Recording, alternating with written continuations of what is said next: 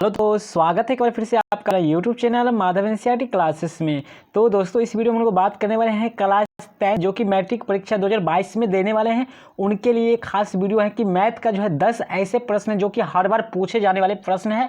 वो प्रश्न जो है काफ़ी इंपॉर्टेंट है, तो अभी से ही दोस्तों करते चलना है। फिक्स क्वेश्चन हम लोग को एकदम इंपॉर्टेंट है क्वेश्चन, तो वीडियो को इन तक देखेगा। इसके लिए अगर पूरा क्वेश्चन देखना चाहते हैं तो वीडियो को पूरा इन तक देखेगा। उससे पहले कि दोस्तों अगर चैनल पर पहली बार है तो चैनल को सब्सक्राइब करके बेल आइकन को हिट कर लीजिए, ताकि आने वाले हर सब्जेक्ट के इस प्रकार का वीडियो मिल जाएगा। बस एक वीडियो में ही आपका सारा चैप्टर खत्म हो जाने वाला है, यानी इससे अलग एक भी क्वेश्चन नहीं रहने वाला है। फुल्ली कॉन्सेप्ट के साथ इसमें आपको समझाते हुए चलने वाले हैं, तो इसके लिए वीडियो को इन तक देखेगा। तो चलिए दोस्तों, पहला क्वेश्चन यहाँ पे आप लोग के सामने देख रहे हैं। यहाँ पे क्या है? पहला क्वेश्चन 0.33 ऊपर रैकरिंग है यहाँ पे, को परमेय संख्या के रूप में बदलने पर प्राप्त होता है।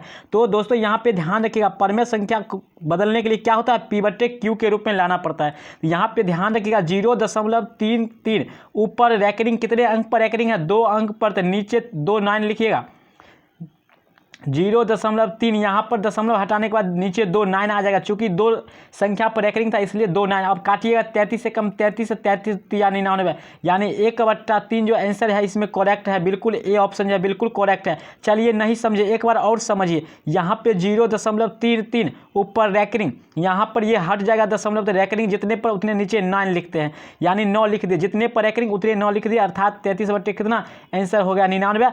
33 को एक बार में 33 दिया 99, अर्थात 1/3 आंसर हो जाएगा। आई होप आप लोग बिल्कुल समझ गए होंगे, बिल्कुल आपको फिट हो गया माइंड में। चलिए आगे बढ़ते हैं, अगला देख लेते हैं। क्वेश्चन 2 नंबर कुछ इसी प्रकार का क्वेश्चन है, जो कि इस टॉपिक से भी काफ़ी आपको क्वेश्चन पूछा जाता है, जो कि अभी आप लोग देखे हैं 100% है कि उस टाइप का क्वेश्चन हर बार रहता है, और इस बार भी आप लोग को रहने वाला है। तो वो क्वेश्चन उस टाइप का भी देख लेना। हो सकता है आपको 0.7 रैकरिंग रहे तो कोई दिक्कत नहीं, 1 अंक पर रैकरिंग तो 1 9 लिख देंगे, अर्थात 7/9 हो जाएगा। इस प्रकार से क्वेश्चन पहले जो समझे उसको। अब आइए 2 नंबर क्वेश्चन समझ लेते हैं। यहाँ पे 2 नंबर क्वेश्चन निम्नलिखित में कौन अभाज्य संख्या है? तो दोस्तों अभाज्य संख्या का मतलब होता है जिसका जो है गुणनखंड सिर्फ 2 होगा मात्र। जैसे यहाँ पे आंसर हो जाएगा आपका सी हो जाएगा 11। 11 क्या है? या तो ये स्वयं से कटेगा, नहीं तो 1 से कटेगा। अभाज्य संख्या की परिभाषा होता है या तो 1 से कटेगा, नहीं तो ये स्वयं से कटेगा। 1 से कटेगा, नहीं तो ये स्वयं से कटेगा, उससे अभाज्य संख्या। तो 11 देखिए, 11 कटेगा तो 1 से, और नहीं तो 11 से ही कटेगा। आई होप आप लोग समझ गए होंगे। इसी प्रकार आपका 2 भी होता है, 3 भी होता है, इसी प्रकार 7 भी होता है, 13 भी होता है,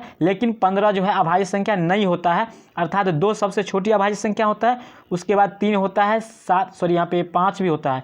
5 भी है जो सिर्फ 1 से कटेगा, नहीं तो 5, उसके बाद 7 होता है, 9 नहीं 11 होता है, 13 होता है, 15 भी नहीं होता है, 17 होता है। इस प्रकार के जिसका गुणनखंड सिर्फ 2 होगा, अर्थात जो या तो 1 से कटे, नहीं तो स्वयं से कटे। आई होप आप लोग समझ गए होंगे। आगे बढ़ते हैं 3 नंबर क्वेश्चन। 3 नंबर क्वेश्चन है 455 और 42 का HCF क्या होगा? ध्यान रखिएगा, HCF का हिंदी क्या होता है? यहाँ पे मौसा होता है, मौसा एकदम मौसा होता है, ध्यान रखिएगा। इसका क्या होता है? और LCM का हिंदी क्या होता है? लौसा होता है। एग्जाम में ये भी पूछा जाता है क्वेश्चन। तो इसका HCF आप लोग को पता होगा, भाग विधि से निकालना है। 455 में क्या करेंगे हम लोग? भाग देंगे 42 से। यहाँ पे भाग देने के बाद जो आता है भाग विधि से बनाएंगे, तो राइट आंसर यहाँ पर जो है सी आएगा, सॉरी यहाँ पे बी आएगा, 7 आएगा। ठीक है, 7 आ जाएगा। चलिए आगे बढ़ते हैं 6 नंबर क्वेश्चन, सॉरी यहाँ पे 4 नंबर क्वेश्चन, और यहाँ पे क्वेश्चन हम लोग कितने नंबर देखे थे? यहाँ सॉरी यहाँ पे 3 नंबर देखे थे, 4 नंबर सेम क्वेश्चन है। आगे बढ़ लेते हैं, अगला क्वेश्चन देखते हैं 5 नंबर क्वेश्चन। 5 नंबर क्वेश्चन यहाँ पे क्या है आप लोग का? निम्नलिखित में से किस परमेय संख्या का दशमलव प्रसार निरूपण अशांत है? ध्यान रखिएगा, अशांत का मतलब पूरा नहीं करता है। ठीक है, पूरा नहीं कर सकता है, पूरा नहीं कटे उसको अशांत कहते हैं। तो यहाँ पर ध्यान रखिएगा, अशांत जो है यहाँ पर ए ऑप्शन है बिल्कुल सही है। 7/30 है। यहाँ पर देख रहे हैं 30 का गुणनखंड क्या है? यहाँ पर 3 आ चुका है बीच में। अशांत होने के लिए क्या होना चाहिए? गुणनखंड सिर्फ 2 और 5 होना चाहिए। सिर्फ जितना भी 2 और 5 रह सके वही हो सकता है शांत। अर्थात यहाँ पर जैसे ही गुणनखंड यहाँ पर क्यों 30 का गुणनखंड निकाले हैं, यानी नीचे वाला का जो गुणनखंड करने के बाद जब गुणनखंड 2 और 5 आए, इसके अलावा कुछ भी नहीं आए, तब जाकर वो शांत माना जाता है, अर्थात अशांत नहीं तो होता है। तो यहाँ पे देख रहे हैं 30 का जो है गुणनखंड क्या है? यहाँ पे 2 5 के अलावा 3 भी आ गया, अर्थात इसीलिए ये क्या हो जाएगा? अशांत हो जाएगा। अर्थात राइट आंसर यहाँ पर जो हो जाएगा आपका ए ऑप्शन जो है बिल्कुल करेक्ट हो जाएगा। चलिए आगे बढ़ते हैं 6 नंबर क्वेश्चन। 6 नंबर, मात्र 10 क्वेश्चन है इस चैप्टर का, जिससे चैप्टर आपका खत्म होने वाला है। चलिए अभी तक सब्सक्राइब नहीं किया, सब्सक्राइब कर लीजिए और बेल आइकन को हिट करिए, वीडियो को लाइक करिए पसंद आ रहा है तो। चलिए √5 एक संख्या है, क्या है? एकदम ध्यान रखिएगा, √5 एक अपरिमेय संख्या है, जो कि आप लोग पढ़ते होंगे कि सिद्ध करें √5 एक अपरिमेय संख्या है। तो यहाँ पे ऑप्शन नंबर बी जो है बिल्कुल सही है। इसी प्रकार रूट 2 हो जाएगा, ये भी हो जाएगा अपरिमेय संख्या, चूंकि 5 का जो है पूर्ण वर्ग नहीं होता है, ये जो है इसका वर्गमूल नहीं होता है। लेकिन ध्यान रखिए दोस्तों, यहाँ पे 4 रहेगा तो 4 का वर्गमूल कितना 2 होता है, अर्थात ये जो है परिमेय संख्या हो जाएगा। आई होप आप लोग समझ गए होंगे। जिस प्रकार के आपका रूट 9 रहेगा तो 9 का वर्गमूल कितना 3 तिया 9 अर्थात 3 होता है, अर्थात आंसर में बट्टे में 1 लगा सकते हैं तो 3/1 हो जाएगा। एकदम ध्यान से बेसिक से समझाने वाले हो, समझा रहे हैं, एकदम ध्यान से समझिए।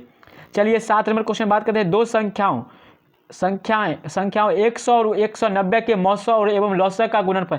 ध्यान रखिए यहाँ पे HCF गुने LCM का गुणनफल क्या होगा, तो दोनों का गुणनफल कर दीजिए। यहाँ पर देखिए आप लोग सॉल्व कर चुके हैं, यहाँ पे देख लीजिए। यहाँ पर पहली संख्या गुने लौसा गुने मौसा गुने लौसा बराबर पहली संख्या गुने दूसरी संख्या। काफी क्वेश्चन इस सूत्र से बनता है, इसको एकदम गेट बाय हार्ट रखना है और एकदम यहाँ पर ध्यान रखना है। गुणनखंड का है तो गुना कर देंगे 1900। राइट आंसर यहाँ पर जो है डी बिल्कुल करेक्ट है। आई होप आप लोग समझ गए होंगे। आगे बढ़ते हैं। 8 नंबर क्वेश्चन है। 8 नंबर क्वेश्चन, दो परिमेय संख्या के बीच अधिकतम कितने परिमेय संख्याएं हो सकती है। एकदम ध्यान रखिए, क्वेश्चन जी पर रखिएगा। ये क्वेश्चन इस बार फुल्ली VBI क्वेश्चन है, एकदम इसी टाइप का क्वेश्चन इस बार रहने वाला है। दो परिमेय संख्या के बीच कितने परिमेय संख्या हो सकते हैं, तो दोस्तों यहाँ पर जो है ऑप्शन आपका डी जो था बिल्कुल करेक्ट था, जो कि आंसर नहीं है, अर्थात अनंत हो जाएगा, बहुत हो सकता है। एकदम ध्यान रखिएगा, यहाँ पर डी ऑप्शन था जो कि नहीं है चुका है, अनंत हो जाएगा, अर्थात यहाँ पर क्या हो जाएगा अनंत हो जाएगा। दो परिमेय संख्याओं के बीच अधिकतम कितने परिमेय संख्या हो सकते हैं, अनंत हो सकते हैं, इन्फिनिटिव हो सकते हैं, जिसका चिन्ह ये होता है। चलिए आई होप लोग समझ गए हो। 9 नंबर क्वेश्चन बात करते हैं। निम्न में कौन परिमेय संख्या है। एकदम ध्यान रखिएगा, देखिए काफी बार क्वेश्चन पूछा जा चुका है और तो इधर मिट गया, काफी बार पूछा जा सका है। तो परिमेय संख्या के लिए क्या होता है, यहाँ पर P/Q के जिसको लिख सकते हैं रूप में, वो होता है परिमेय संख्या। तो यहाँ पे √3 का पूर्ण वर्ग नहीं होता, अर्थात ये अपरिमेय संख्या है। यहाँ पे √6 भी अपरिमेय संख्या है और यहाँ पर देख रहे हैं 5 क्या है अपरिमेय, और जिसके साथ भी रहेगा अपरिमेय उस सब हो जाएगा अपरिमेय। ध्यान रखिएगा, चोर के साथ ईमानदार भी चोर कहलाता है। उसी प्रकार √5 जो है अपरिमेय संख्या और ये 4 के साथ है तो ये भी हो गया अपरिमेय, अर्थात ये भी अपरिमेय, अर्थात परिमेय जो हो जाएगा यहाँ पर ऑप्शन नंबर बी हो जाएगा। कहिएगा कैसे, तो यहाँ पर √2 कट गया, बच गया 2 और 2 के बट्टे में लगा सकते हैं 1, अर्थात ये हो गया P/Q के रूप में। तो आई होप आप लोग समझ गए होंगे। चलिए आगे बढ़ लेते हैं। 10 नंबर क्वेश्चन। चलिए पसंद आ रहा है वीडियो लाइक कर दीजिए, शेयर कर दीजिए, दोस्तों के साथ शेयर कर दीजिए। इस चैप्टर का क्लीन हो गया, ठीक है। उसके बाद अगले चैप्टर आप लोग को त्रिकोणमिति मिलेगा और हर सब्जेक्ट का इसी प्रकार मिलता रहेगा। चलिए यहाँ पर देखिए 2.12 है, क्या है यहाँ पे आप लोग देख रहे हैं कि यहाँ पे रिपीटेशन हो चुका है, यानी बार बार आ चुका है। तो इस कंडीशन में जब भी आए तो वो हमेशा हो जाता है अपरिमेय संख्या होता है। राइट आंसर यहाँ पर सी जो है बिल्कुल करेक्ट हो जाएगा। यहाँ पर देख रहे हैं कि बार बार रिपीटेशन हो रहा है, अर्थात इसको रोकने के लिए यहाँ पर रैकरिंग दे सकते हैं। जैसे कि यहाँ पे रैकरिंग हमने यहाँ पर दे रहे हैं, यहाँ पे ये रैकरिंग आप लोग देख सकते हैं। जो भी जैसे 0.3 है, यहाँ रैकरिंग का मतलब ये 3 बहुत बार लिखा सकता है, या इसीलिए इसको नाथ गर्दान पहना देते हैं, अर्थात 0.3 ऊपर नाथ पहना दिया, अर्थात ये भाग नहीं सकता है। तो आई होप आप लोग ये समझ गए होंगे। ये वीडियो आपको कैसा लगा कमेंट जरूर करिएगा। अगर पसंद आया होगा तो लाइक कर दीजिएगा, दोस्तों के साथ अधिक से अधिक शेयर कर दीजिएगा। तो मिलते हैं अगले वीडियो में साइंस या त्रिकोणमिति के लेकर, तो मिलते हैं अगले वीडियो। धन्यवाद।